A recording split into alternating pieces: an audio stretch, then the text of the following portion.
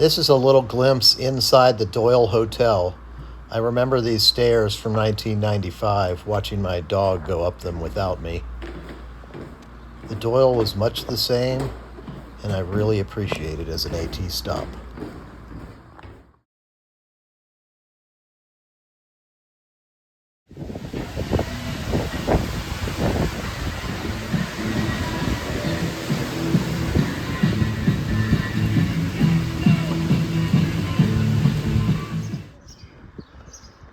I'm leaving Duncannon after another good night there.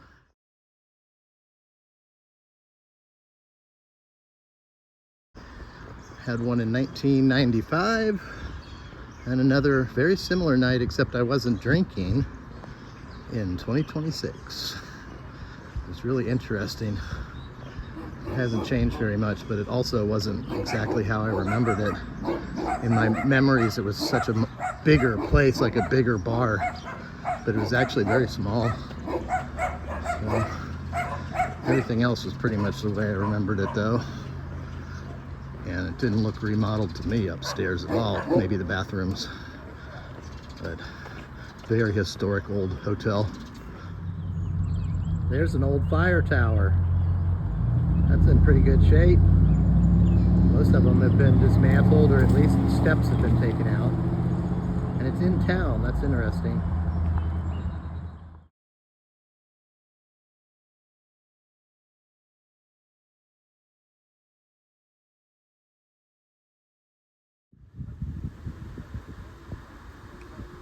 At the top of the power lines, where I just took that picture, there's two goats, like regular farm goats, that have escaped and come up to the very top of the mountain, and they're just hanging out on the rocks.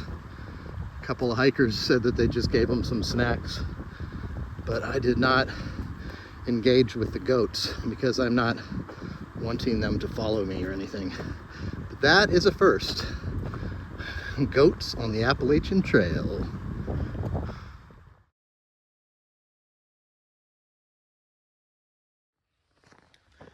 7 a.m. Had a good night at the Peters Mountain Shelter last night.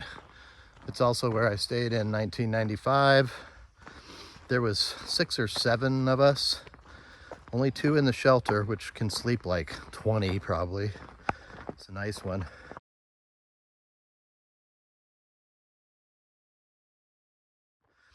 We just hung out for a few hours, like watching people go down that steep trail to the spring, which was maybe the worst on the AT. Nice rock work, but it's 0.2 down to water, straight down. What else? Slept really good. Talked to my wife on the phone last night, and I'm gonna try to get like a little over 15 today. Should be a piece of cake. It's up here on this ridge, and I got a 7 a.m. start. So that is your update. Good morning.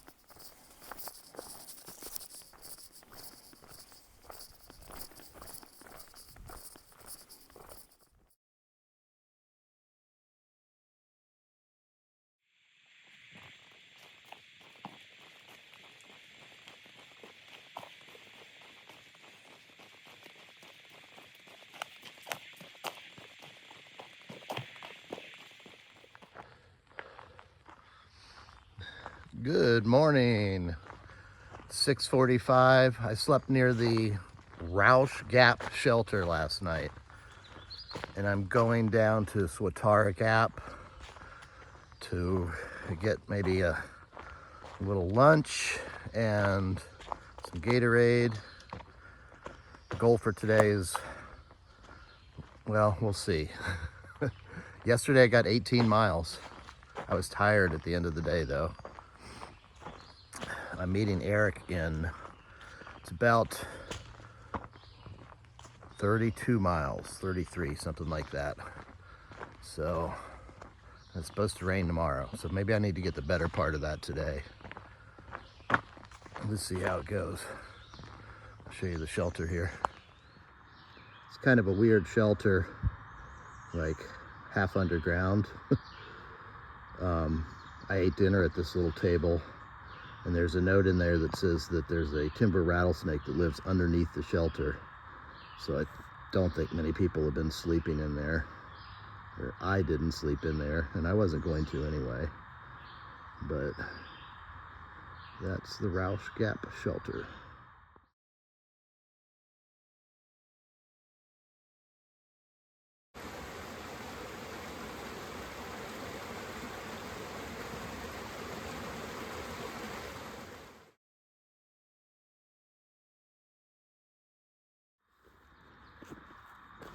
The trail crosses a beaver dam here. Beavers are a keystone species. That means they actually change the environment that they live in, similar to humans. But you can see they've totally wiped this little drainage out. Trees anyway.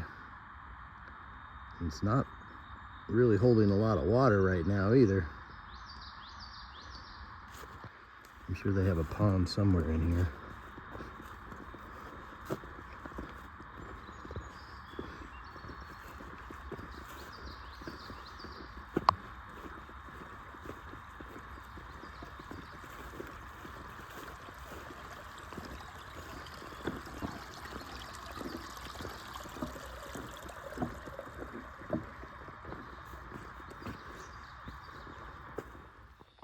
That wasn't a very impressive beaver pond. The beaver ponds at the southern end of the Long Trail are really cool. I like those. I remember them. And then when I did the Cranberry 50, really had to wade through some beaver ponds. They had been wiping out the trail in places there. I think I mentioned that I would hate to be a trail maintainer with a beaver on my section, because you know, they're busy beavers. They're always working. Here's what the eastern burn areas looked like after, oh, I'm guessing a year or two. Just luscious growth. Terrible to try to maintain. Full of blackberries. Pretty interesting. The fire stopped at the trail here, or they actually used it as a fire line. Maybe it was a prescribed burn, but I don't think it was a prescribed burn.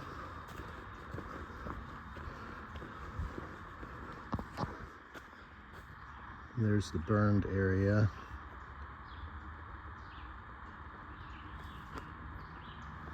There's the unburned area. There's also hemlocks in here that appear to be healthy and not have the hemlock woolly adelgid, but they're understory. I would love to see them released. We need more big hemlocks.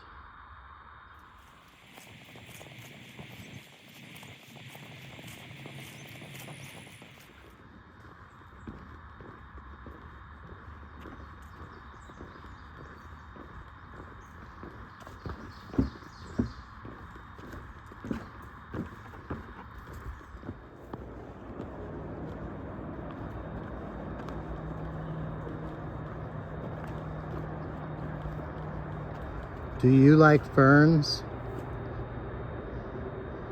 This spot is for you.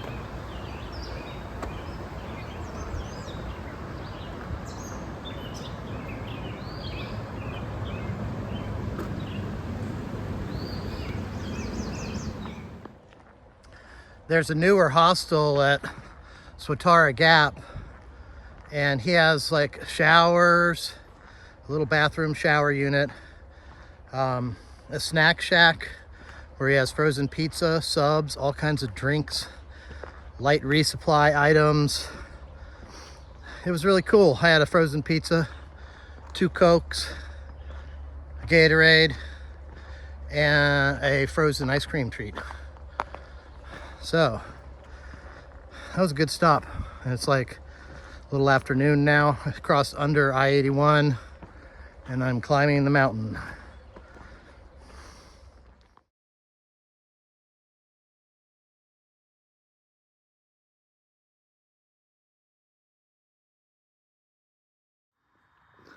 I was waiting to hit some real rocky sections, but here they are. This is like 1 mile per hour ground for me, but get through it.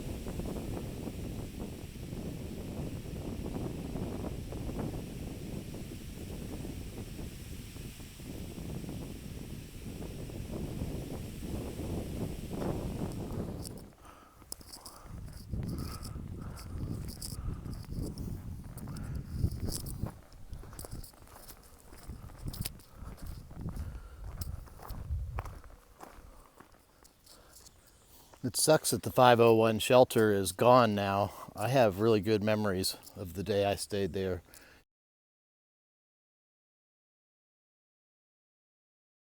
It was really raining all day long, and I got there at like, I want to say 10 or 11 in the morning, and stayed all day and had it to myself for hours and hours. And then people started coming in as it got close to dark, and ended up being a full house. But what a great spot. Oh well. Had that nice skylight you could read. There was magazines in there. It was a good shelter. A 4-sided shelter. Good morning. I spent the night near 501 shelter, which is gone now. I tented. There's a porta potty here and a historic spring apparently.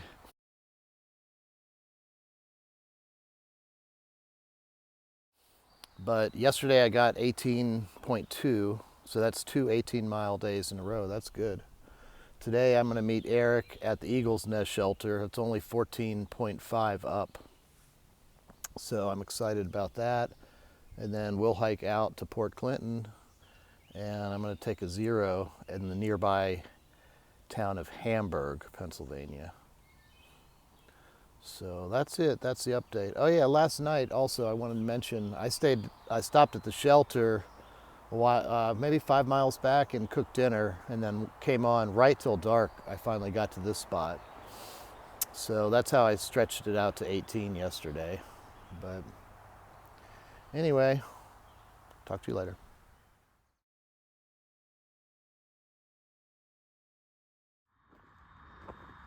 I'm getting all the cobwebs this morning. There must not have been anybody on the trail before me.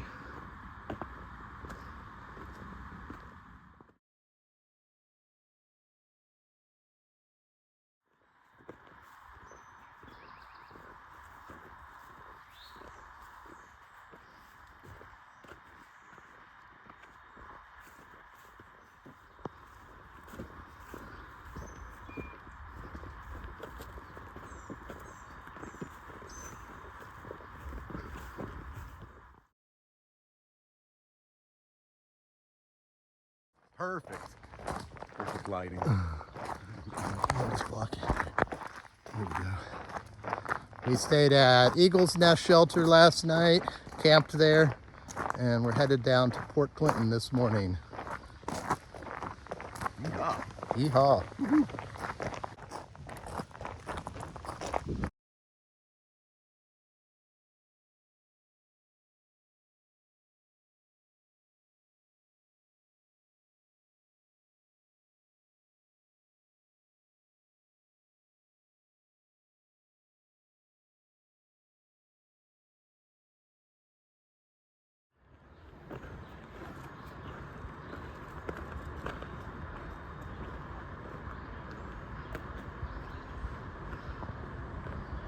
This is where you come out in Port Clinton at the railroad yard.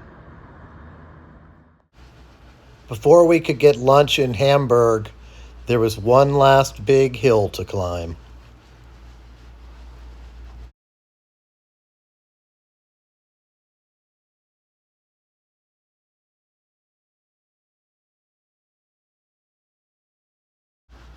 In order to do laundry, sometimes you have to wear your rain jacket.